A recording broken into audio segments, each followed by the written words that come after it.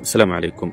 پرون په پیښور کې یو ځوان ځان وژنه وکړه. دغه عمر ډېر زیات کم او د ځان وژنې نه مخکې په خپل یو لیک کې خپل پلار ته وایي چې زه نه په چا باندې مین یم او نه چا تنګ کړی یم او نه مې په ژوند کې څه مشکل و، خو هسې په دې ټولنه کې نه اوسېدل غواړم.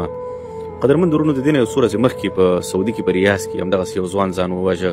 یو بل مسافر و ځان وژنه یې وکړه، خپل ځان یې ځوان کړ، اعدام یې کړ. او همدغه راز ډېر داسې واقعات موږ تاسې د پښتنو په ټولنه کې لیدلی شو. د دې وجه څه شی کېدلی شي؟ هغه وجه دا ده چې ډېری ځوانان خپل ذهن یا خپل خیالات نشي کنټرول کولی. زه نن تاسې د دماغو په دې ګیم باندې، د مایند په دې ګیم باندې یو څه خبرې شریکول غواړم، تاسې پوهه کول غواړم چې څنګه د دماغ کار کوي یا څنګه موږ تاسې کولی شو چې په اسانه باندې خپل ذهن، خپل دماغ کنټرول وساتو، قوي انسان واوسېږو په ذهن کې. د ذهن باندې اول ځان پوه کړئ چې دا ذهن کار څنګه کوي. زه به تاسې یو خارجي مثال باندې پوه کوم. زموږ ستاسې دا ذهن داسې دی لکه یو دربار چې د باچا، په دې کې یو باچایي او ډېر مختلف وزیران وي، او بیا ډېر وزیران کوشش کوي چې د باچایي چوکۍ پورې خپل ځان ورسوي. په همدې ترتیب باندې زموږ ستاسې دا ذهن هم وي. په دې ذهن کې د بادشاهي چوکۍ چې کوم ده، دې ته شعور ویلی کېږي، او دا چې کوم دربار دی دې ته لاشعور ویلی کېږي، لاشعور.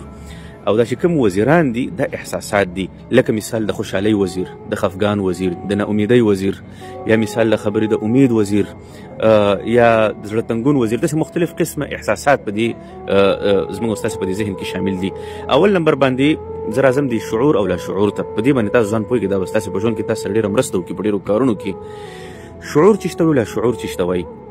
کم کارونه چې موږ او تاسې په هوش او حواس باندې کوو، موږ او تاسې په هوښیارتیا باندې کوو، هغه ټول په شعور کې حسابېږي. لکه مثال د خبرې، ما د دې ویډیو د شعورونه خپل لاسونه خوځول، یا مې سترګې، دا باڼه، د وریځې ما خوځولې، دا ټول ما په لاشعوري ډول باندې کول. اوس که چېرته زه همدغه لاس خپل ستاسې مخې ته دا پنجه زه خلاصه کړم یا سوک جوړ کړم یا پنجه خلاصوم، دا به زه په شعوري ډول باندې کوم. خو دې نه مخکې چې ما مثال د خبرې په ویډیو کې په شروع کې ما خوځول، هغه ټول په لاشعوري ډول باندې. همدغه راز موټر چلول شو یا سایکل چلول شو یا نور کارونه شو، ډېر وخت موږ او تاسې کارونه کوو دا په لاشعوري ډول باندې کوو. حتی زموږ او ستاسې په وجود کې، زموږ او ستاسې معده یا زموږ او ستاسې نور وجود چې کار کوي اکثره په لاشعوري ډول باندې کوي. خو کوم څیزونو ته چې موږ تمرکز کوو، کوم څیزونه چې موږ غواړو چې هغه وکړو په خپل ژوند کې، هغه په شعوري ډول باندې کېږي. صحیح شو؟ تر دې ځایه پورې تاسې پوه شوئ؟ نو په همدې ترتیب باندې زموږ او ستاسې د ذهن هم کار کوي. زموږ او ستاسې په دې ذهن کې، په دې دربار کې د مختلفو وزیرانو دا مقابله چې ځان د باچاهۍ پورې ورسوي، او د باچاهۍ پورې ورسوي او کوشش دا کوي چې زیات وخت په دې باچاهۍ باندې پاتې شي، په شعور کې پاتې شي. لکه مثال د خبرې د خفګان وزیر دا کوشش کوي چې ځان شعور ته ورسوي، باچاهۍ ته ورسوي، او بیا ډېر وخته پورې دا پاتې شي. ښه، بیا د وزیرانو ته تقویت چې شه ورکوي. یو وزیر په څه شي باندې ډېر قوي کېږي؟ هغه په تمرکز باندې ډېر زیات قوي کېږي. چې کله تاسې مثال خفګان ته زیات تمرکز کول شروع کړئ، په خفګان باندې زیات تمرکز کول شروع کړئ، تاسې به ډېر خفئ. ځینې خلک هغه موږ تاسو ګورو په خپل ژوند کې ډېر داسې هر ځای کې چې د خفګان خبر وي، دی غواړي چې هغه خبر واوري. هر ځای کې د خفګان ویډیو وي، هر ځای کې د خفګان یو کار شوی، یو واقعه شوي، د به ځان ور رسولی، دی به هغه پورې د ده دا مزاج داسې جوړ شوی چې د خفګان خبرونو پورې. یو بل انسان یې هغه مثال د خبرې یوازې د خوشحالۍ خبرونو پسې ځي، هغه بې حسه وي، هېڅ احساس نه کوي.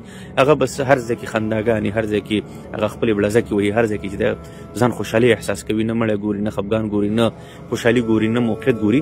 په همدې ترتیب باندې زموږ او ستاسې په دې ذهن کې دا وزیران کوشش کوي چې ځان دې چوکۍ ته، دې شعور ته ورسوي.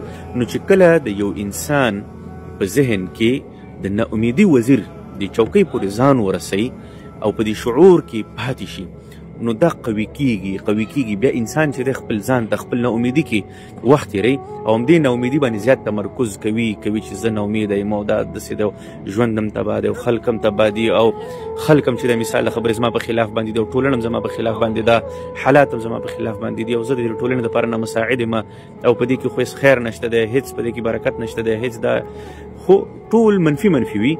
همدغه څیزونو باندې چې دا زیات تمرکز کوي، دغه ناامیدي زیاتېږي، غټېږي تر دې حده پورې چې د ده په ذهن کې چې دا په دې دربار کې چې دا کم نور وزیران دي، دا ټول ووژني، امید ووژني، خوشحالي ووژني، یو د ښه راتلونکي دپاره مثبت سوچ ووژني، مثال د خبرې د خیر ښېګړې هغه احساس ووژني.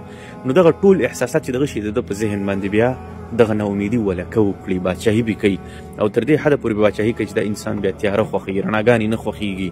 د ده انسان چې دی بیا د غم او خفګانونو میوزیک یې خوښېږي، د ده انسان بیا یوازېوالی خوښېږي، د ده انسان چې دی هغه احساسات یې ټول مړه شي، خواهشات او شهوات یې مړه شي، د خپل ځان نه ناخبره وي. هغه وجه چې شوي چې د ناامیدي احساس د ده په ذهن باندې ولکه کړی وي. نو که چېرته غواړئ چې تاسې په ژوند کې کامیاب شئ نو کله هم یو احساس ته دومره قوت مه ورکوئ چې ستاسې په دې ذهن باندې ولکه وکړي. کله هم یو وزیر په دې چوکۍ باندې تر ډېر وخته پورې مه پرېږدئ، بلکې کوشش کوئ چې دا بدلوئ، خپل سوچ بدلوئ، خپل موډ بدلوئ. هغه ځای پرېږدئ چې کوم ځای کې ستاسې موډ ډېر وخته پورې خراب وي، هغه ملګري پرېږدئ چې کومو سره ستاسو موډ ډېر وخته پورې خرابېږي، هغه حالات پرېږدئ، هغه خبرونه پرېږدئ، هغه چینلونه پرېږدئ، هغه صفحات پرېږدئ، هغه اکاونټونه د ټولنیزو رسنیو تاسو پرېږدئ چې هغې سره ستاسې موډ خرابېږي یا تاسو نشئ کولی چې دغه حتی هغه خلک چې هغه تاسې بیا تعذیبوي، بیا تاسو ته داسې کمنټونه کوي یا تاسې مثال له خبرې تکلیفوي، هغه خلک پرېږدئ، بلاک یې کړئ. دا وجه څه شی ده؟ وجه دا ده چې په خپل ذهن کې د ناامیدۍ وزیر، د خفګان وزیر دا کله هم دومره مه قوي کوئ چې دا ستاسې نور ټول د خوشحالي او د امید او د ښو احساساتو وزیران ټول ووژني. نو اول نمبر باندې دا دی بدلون دی، بدلوئ. دویم نمبر باندې تمرکز دی چې تر څو پورې ته خپل تمرکز قوي ساتلی شي نو ته به خپل خیالات قوي ساتلی شي.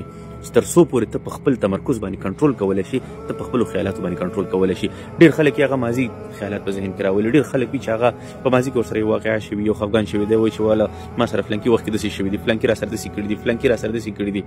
هغه د ماضي خبرې دی بیا را یادوي، بیا راځي، نو دی هغه تمرکز په ماضي باندې کوي هغه ماضي هم دا انسان تکلیفوي، نو دی به د مستقبل له سوچه ووځي، د امیدونو د سوچ نه ووځي، امید په ذهن کې ختم شي، ناامیدیان به غلبه وکړي، مایوسي یاسیت په غلبه وکړي، بورډ شي، زړه تنګونې وکړي. نو چې تر څو پورې تاسې خپل تمرکز دا کنټرول ساتلی شئ او په هغه څیزونو باندې کولی شئ چې هغه ستاسې زړه غواړي نو تاسې کولی شئ چې کامیاب شئ.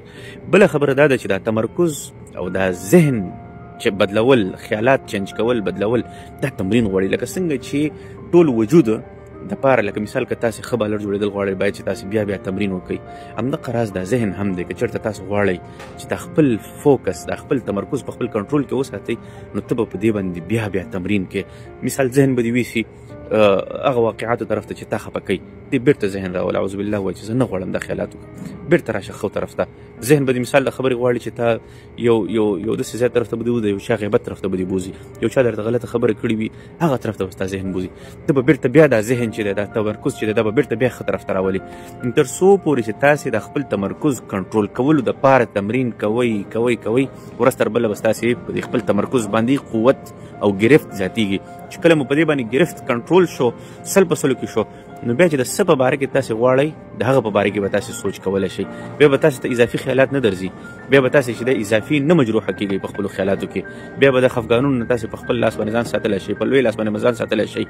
که یو خفګان خبرې د خفګان واقعه راشي یو څو خو دپاره به خفه کېږئ، د هغې نه بعد به خپل ذهن بیرته نارمل طرف ته ساتلی شئ، په خپل پلان باندې به خپل تمرکز ساتلی شئ، ځکه چې تمرکز به ستاسې غلام شوی وي او تمرکز به ستاسې په کنټرول کې وي.